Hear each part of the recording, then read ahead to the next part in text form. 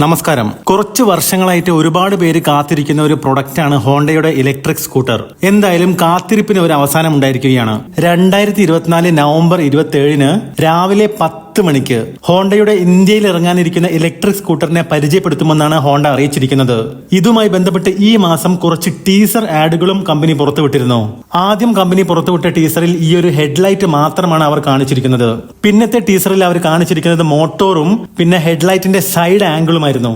ഈ ഒരു മോട്ടോർ കണ്ടിട്ട് സ്വിംഗ് ആം മൗണ്ടഡ് മോട്ടോർ ആണെന്നാണ് തോന്നുന്നത്. അടുത്ത ടീസറിൽ കാണിച്ചത് ഒരു TFT ഡിസ്പ്ലേയും അതുപോലെ തന്നെ ഒരു നോർമൽ ഡിസ്പ്ലേയുമാണ്.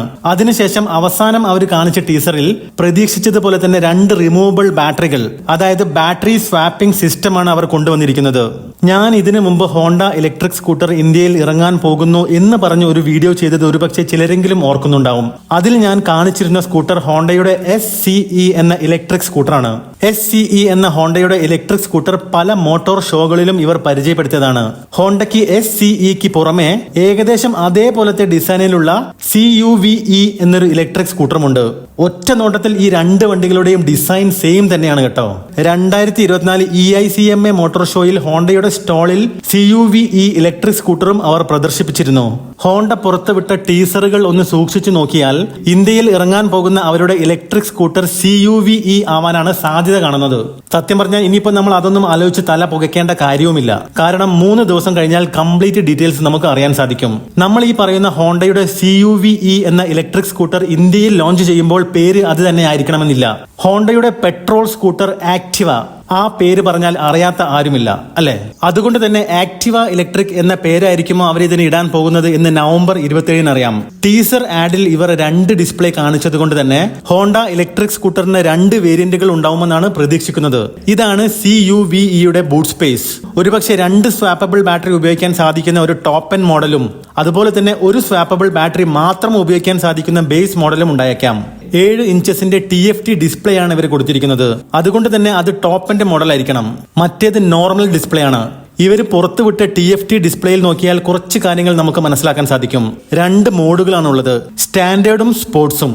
35 km/h ആണ് ഡിസ്പ്ലേയിൽ സ്പീഡ് കാണിച്ചിരിക്കുന്നത്. ബാറ്ററി ഹെൽത്ത് 100% കാണിച്ചിട്ടുണ്ട്. റേഞ്ച് 104 കിലോമീറ്ററും കാണിക്കുന്നുണ്ട്.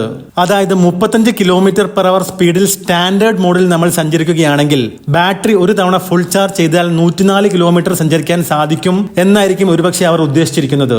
CUVeയിലെ ഇന്റർനാഷണൽ സ്പെക്ക് പ്രകാരം ഇവരുടെ ഒരു സ്വാപ്പബിൾ ബാറ്ററിയുടെ കപ്പാസിറ്റി 1.3 kWh ആണ്. 2 സ്വാപ്പബിൾ ബാറ്ററി ഉണ്ടല്ലോ, അപ്പോൾ മൊത്തം 2.6 kWh. അതേപോലെ സ്വിംഗ് ആ മൗണ്ടഡ് മോട്ടോറിന്റെ പീക്ക് പവർ 6 kW-മാണ്. Top speed 80 km/h. ഒരു സ്കൂട്ടർ ഉപയോഗിക്കുന്ന വ്യക്തി തീർച്ചയായും കുറച്ചെങ്കിലും ബൂട്ട് സ്പേസ് ആഗ്രഹിക്കും അല്ലെ? ഈ വണ്ടിയുടെ ബൂട്ട് സ്പേസിൽ 2 സ്വാപ്പബിൾ ബാറ്ററിയും ഇറക്കി വെച്ചാൽ പിന്നെ അവിടെ ബാക്കി സ്ഥലമില്ല. ഇനി ഒരു സ്വാപ്പബിൾ ബാറ്ററി മാത്രമുള്ള ഒരു ബേസ് മോഡൽ ഉണ്ടെങ്കിൽ കുറച്ചെങ്കിലും സ്ഥലം ബൂട്ട് സ്പേസിൽ നമുക്ക് ലഭിക്കും. ഹോണ്ട CUVe ഇലക്ട്രിക് സ്കൂട്ടറിന്റെ ഇന്റർനാഷണൽ സ്പെക്കാണ് നമ്മൾ ഈ വീഡിയോയിൽ സംസാരിച്ചത് കേട്ടോ. ഇന്ത്യയിൽ വരുമ്പോൾ ഒരുപക്ഷെ സ്പെക്കിൽ മാറ്റം ഉണ്ടായേക്കാം. സ്വാപ്പബിൾ ബാറ്ററി ടെക്നോളജി ലക്ഷ്യമിട്ടാണ് ഹോണ്ടയുടെ വണ്ടികൾ ഇന്ത്യയിൽ ഇറങ്ങുന്നതെങ്കിലും അത് ഇന്ത്യയിൽ മുഴുവൻ പ്രാവർത്തികമാകാൻ ഇനിയും ഒരുപാട് വർഷങ്ങൾ എടുക്കുമെന്നുള്ള കാര്യം തീർച്ചയാണ്. ബാംഗ്ലൂരിൽ ഹോണ്ടയ്ക്ക് സ്വാപ്പ് എന്ന പേരിൽ ബാറ്ററി സ്വാപ്പിംഗ് സ്റ്റേഷൻസ് നിലവിൽ പ്രവർത്തിക്കുന്നുണ്ട്. ഇനി അത് പതുക്കെ ഇന്ത്യയിൽ മൊത്തമായി വരണം. എന്നിട്ട് വേണം എനിക്ക് ഹോണ്ട ഇലക്ട്രിക് സ്കൂട്ടറിൽ ബാറ്ററി സ്വാപ്പ് ചെയ്തുകൊണ്ട് കന്യാകുമാരി മുതൽ കാശ്മീർ വരെ ഒന്ന് പോകാൻ. എന്തായാലും ബാറ്ററി സ്വാപ്പിംഗ് ടെക്നോളജി വരുന്നത് വരെ നമുക്ക് ഹോണ്ടയുടെ ഇലക്ട്രിക് സ്കൂട്ടറിലെ റിമൂവബിൾ ബാറ്ററി വീട്ടിൽ നിന്നും അതുപോലെ തന്നെ പുറത്തുള്ള KSEBയുടെയും പ്രൈവറ്റ് കമ്പനികളുടെയും നെറ്റ്വർക്കിൽ നിന്നും ചാർജ് ചെയ്ത് ഉപയോഗിക്കാൻ സാധിക്കും. ഈ സ്വാപ്പബിൾ ബാറ്ററി ടെക്നോളജി എന്താണെന്നും അതുകൊണ്ടുള്ള ഗുണം എന്താണെന്നും ഒക്കെ എല്ലാവർക്കും അറിയുമായിരിക്കും. അതിനെക്കുറിച്ച് ഞാൻ മുമ്പ് ചെയ്ത ഒരു വീഡിയോയുടെ പ്രധാന ഭാഗങ്ങൾ കാണാൻ താല്പര്യമുള്ളവർക്ക് ഈ വീഡിയോ കാണുന്നത് തുടരാം, അല്ലാത്തവർക്ക് സ്കിപ്പ് ചെയ്യാം. ഇനി ബാറ്ററി സ്വാപ്പിംഗ് ടെക്നോളജിയുടെ വീഡിയോ കണ്ടോളൂ. വളരെ ചെറിയൊരു വീഡിയോ ആണ്. ഈ ബാറ്ററി ഫിക്സ്ഡ് അല്ല, നമുക്ക് എടുത്തു മാറ്റാൻ സാധിക്കും. സ്വാപ്പബിൾ ടെക്നോളജിയാണ്. അതുകൊണ്ട് തന്നെ ഹോണ്ട എന്ന കമ്പനിയുടെ ഒരു കണക്ക് കൂട്ടലിൽ റേഞ്ച് ഒരിക്കലും ഒരു പ്രശ്നമാകുന്നില്ല. കാരണം നിങ്ങൾ ഇവിടെ കാണുന്നത് പോലെയുള്ള ബാറ്ററി പാക്കുകൾ ചാർജ് ആയിക്കൊണ്ടിരിക്കുന്ന സ്റ്റേഷനുകൾ സിറ്റിയുടെ പല ഭാഗങ്ങളിലായി ഹോണ്ട സ്ഥാപിച്ചിട്ടുണ്ടാവും. നമ്മുടെ വണ്ടിയിലെ ബാറ്ററിയുടെ ചാർജ് തീരാനാവുമ്പോൾ പെട്രോൾ അടിക്കുന്ന പോലെ തന്നെ നേരെ ബാറ്ററി സ്വാപ്പിംഗ് സ്റ്റേഷനിലേക്ക് ചെല്ലുന്നു. അവിടെ ചെന്ന് ചാർജ് തീരാറായ നമ്മുടെ വണ്ടിയിലെ ബാറ്ററി ഇറക്കി വെച്ച് ഫുൾ ചാർജ് ആയ ബാറ്ററി ചാർജിംഗ് സ്റ്റേഷനിൽ നിന്നും എടുത്ത് നമ്മുടെ വണ്ടിയിൽ വെക്കുന്നു. ഇത്രയും കാര്യങ്ങൾ ചെയ്യാൻ 2 മിനിറ്റ് ധാരാളം മതി. നമ്മുടെ വണ്ടിയിലെ ബാറ്ററി അവിടെ റാക്കിൽ വെച്ചാൽ മാത്രമേ പുതിയ ബാറ്ററി നമുക്ക് എടുക്കാൻ സാധിക്കുകയുള്ളൂ. നമ്മൾ അവിടെ വെച്ച ചാർജ് തീർന്ന ബാറ്ററി ചാർജ് ആയിക്കൊണ്ടിരിക്കും. പക്ഷേ ഈ ഒരു ടെക്നോളജി വിജയിക്കണമെങ്കിൽ നാട് മുഴുവൻ ബാറ്ററി സ്വാപ്പിംഗ് സ്റ്റേഷൻസ് വരണം. എല്ലാ മുക്കിലും മൂലയിലും വരണം. പെട്രോൾ പമ്പുകൾ ഉള്ളതുപോലെ തന്നെ. അതൊന്നും ഒരിക്കലും പെട്ടെന്ന് നടക്കുന്ന കാര്യമല്ല.